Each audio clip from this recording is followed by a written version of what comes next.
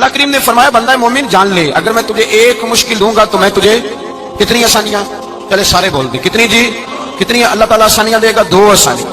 ہم لوگ اچھا جب ہمارا ذہن بن جاتا ہے نا کمزوری کا، ہمارا جب مزاج بن جاتا ہے مایوسی کا، پھر معاملہ ذرا ہمارے لیے گمبھیر ہو جاتا ہے۔ اگر ہم یہ ذہن بنائے نا کہ مشکل میرے اللہ کی طرف سے آئی ہے تو وہ مجھے آسانی بھی ضرور عطا کرے گا، تو پھر اللہ ضرور ہی آسانیاں عطا فرماتا ہے۔ اور جو مشکلات زندگی میں آتی ہیں نا، حضرت مولا علی شیر خدا رضی اللہ تعالیٰ عنہ کا بڑا خوبصورت فرمان ہے۔ حضرت علی فرماتے ہیں جب تجھے مشکل آتی ہے تو وہ تجھے رب کا پتہ بتانے آتی ہے، وہ تجھے اللہ کا پتہ بتاتی ہے، اس لیے کہ جب تو سارے اسباب کر لیتا ہے، جو ضرورت ہوتی ہے پوری کرتا ہے، تندرست ہو کے وہ کام کرتا ہے، پھر بھی کام نہیں ہوتا تو اس کا مطلب ہے کرنے والا تو نہیں، کرنے والا کوئی اور ہے جو کام کرنے والا، کوئی اور ہے۔ تو عزیز بھائی یاد رکھیں ہر مشکل کے ساتھ اللہ نے آسانی رکھی ہوتی ہے۔ اگر اللہ تبارک و تعالیٰ بیماری عطا کرے تو اس کے ساتھ اللہ پھر جو تندرستی دیتا ہے وہ بھی بڑی اعلیٰ عطا فرماتا ہے۔ اگر اللہ کبھی غربت دے تو پھر اس کے بعد جو اللہ تعالیٰ آسانی دیتا ہے وہ بھی بڑی اعلیٰ عطا فرماتا ہے۔ اگر کہیں سے آپ کو دکھ ملتے ہیں تو پھر جب سکھوں کا وقت آتا ہے تو پھر گنے نہیں جاتے۔ یاد رکھ مشکلات کے پہلو میں آسانیاں ہوتی ہیں، اور جس آدمی کو مشکل آتی نہیں، میرے نبی کریم سید عالم صلی اللہ علیہ وسلم نے فرمایا مومن کو جو مشکل بھی آتی ہے اللہ اس کی برکت سے اس کے گناہوں کو معاف فرما دیتا ہے، اللہ اس کی برکت سے اس کے گناہوں کو معاف کرتا ہے، یہاں تک کہ حضور نے فرمایا میرے مومن کو کانٹا بھی چبھے تو اللہ تعالیٰ اس کی مشکل کو آسان فرما دیتا ہے۔ 2 بزرگ بیٹھے تھے، ایک حضرت احمد رحمت اللہ علیہ اور ایک حضرت شرف الدین منیری رحمت اللہ علیہ۔ تو حضرت شرف الدین منیری کہنے لگے کہ دوست اصل میں وہ ہوتا ہے جو دوست کی طرف سے آنے والی تکلیف پر صبر کرے، جو اللہ کی طرف سے آنے والی تکلیف پہ صبر کرے وہ اللہ کا محبوب ہوتا ہے۔ تو حضرت احمد فرمانے لگے نہیں مجھے تیری بات کی سمجھ کوئی نہیں آئی، صبر کرے وہ اللہ کا دوست ہے، مصیبت پہ صبر کرے۔ تو کہا جناب پھر اگر نہیں سمجھ آئی تو آپ بتا دیں اللہ کا دوست کون ہے؟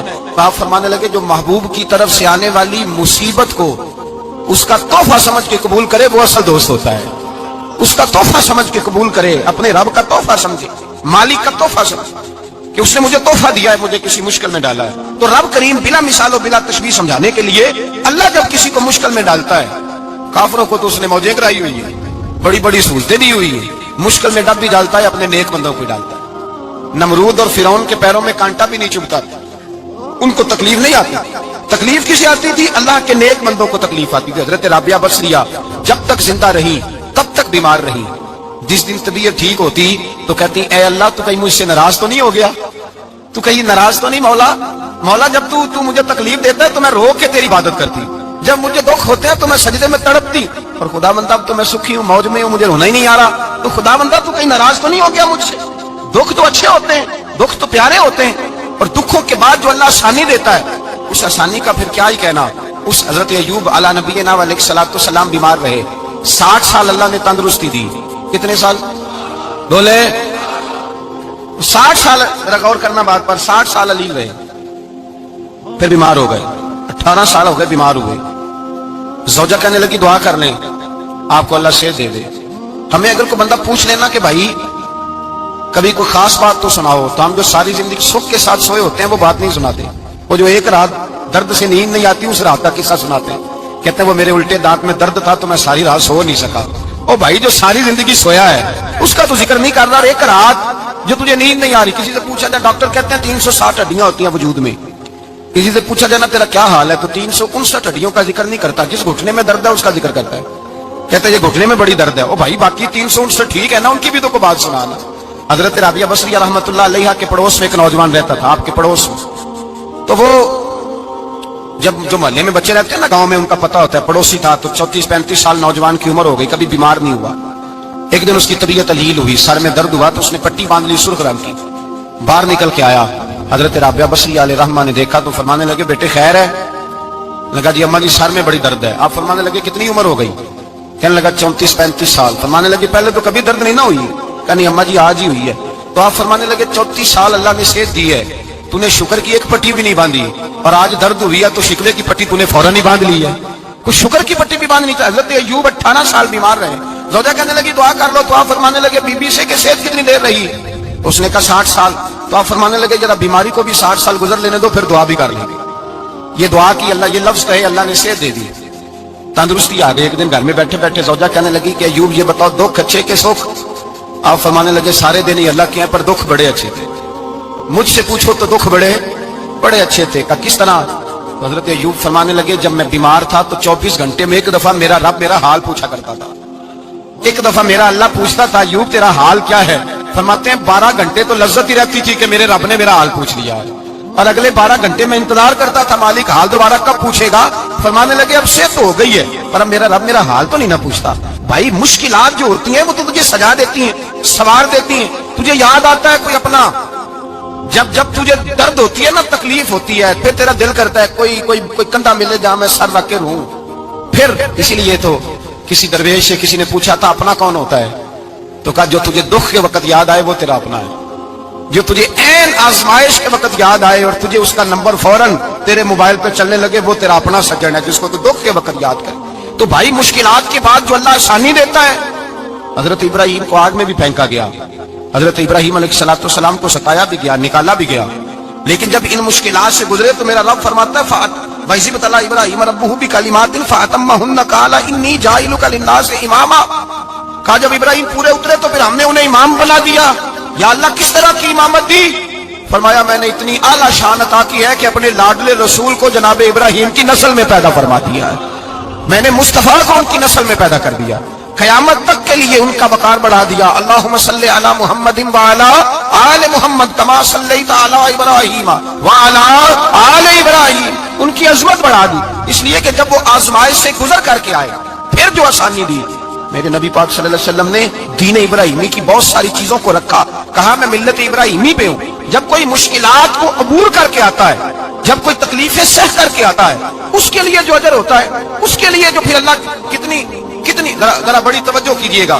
لوگ سمجھتے ہیں فلاں آدمی مشکل میں ہے تو شاید مشکل میں ہی رہے گا, فلاں آزمائش میں ہے تو شاید آج. میرا اللہ فرماتا ہے ایک مشکل دے کے میں 2 آسانیاں بھی دوں گا. تم مشکل دیکھ رہے ہو, مشکل نہ دیکھو, وہ جو اس کو بعد میں آسانی آنے والی ہے, اور ڈبل جو میں اس پر نعمت کرنے والا ہوں اس کو دیکھو. حضرت یوسف کو بھائیوں نے کنویں میں ڈال دیا تھا, اور جب کنویں سے نکلے تو مصر کے بازاروں میں بکے, اور پھر زلیخا نے الزام لگایا تو حالات بگڑ گئے. حضرت یوسف کو جیل جانا پڑا. اتنی کٹھن زندگی تھی, لیکن میرے مالک کو کچھ اور ہی منظور تھا. کنویں میں گرنے والے, بازار میں بکنے والے, جیل میں جانے والے, الزام لینے والے جناب یوسف کو رب کریم نے اسی مصر کا بادشاہ بنا دیا. اللہ پاک نے اسی مصر کا حکمران بنا دیا.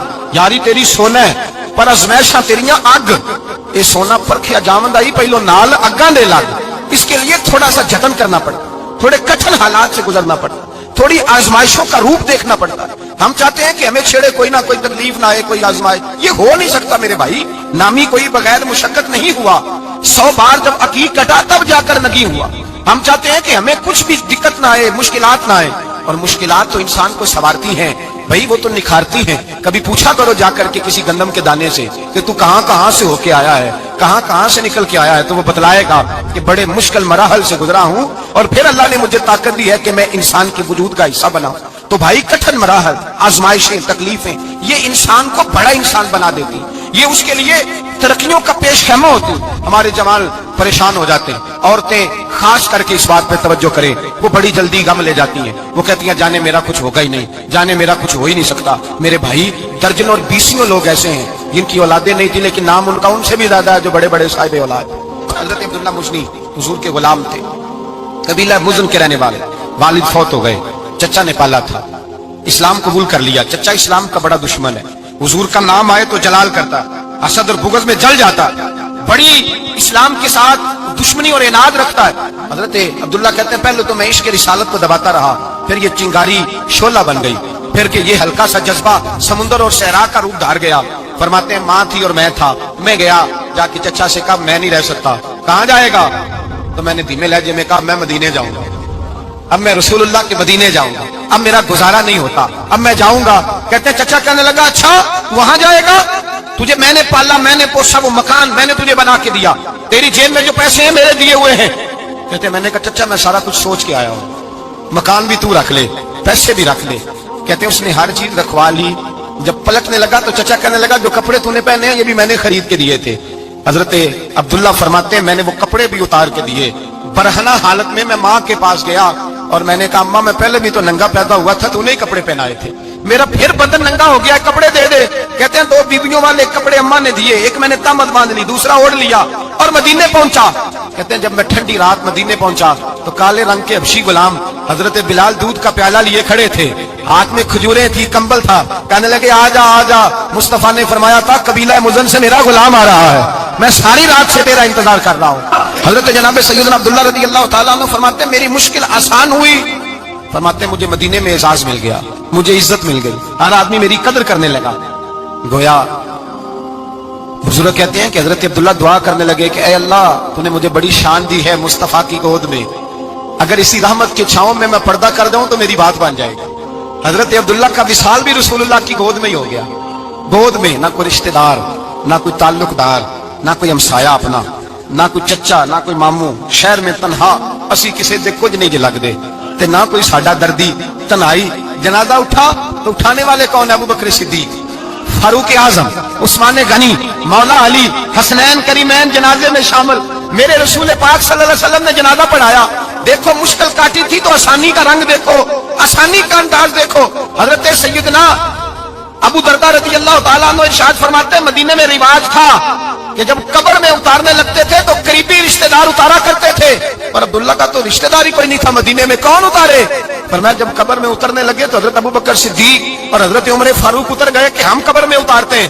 رسول اللہ نے فرمایا تم باہر نکلو، تم کیوں قبر میں گئے ہو؟ باہر آؤ۔ کہتے ہم باہر آئے تو اللہ کے رسول اندر گئے، فرمایا کون کہتا ہے اس کا کوئی نہیں، میں جو موجود ہوں، کون کہتا ہے کوئی نہیں؟ فرمایا رکھو میرے ہاتھوں پہ۔ کہتے ہیں حضور کے دست مبارک پہ رکھا اور باہر کھڑے ہم رشک کرنے لگے کہ واہ اللہ تیرا آسانی دینے کا رنگ، آسانی۔ اس نے مشکل برداشت کی تو رب نے مصطفیٰ کے قدموں میں آسانیاں عطا فرمائی، پسے اور حضور نے قبر میں رکھا، نبی پاک نے۔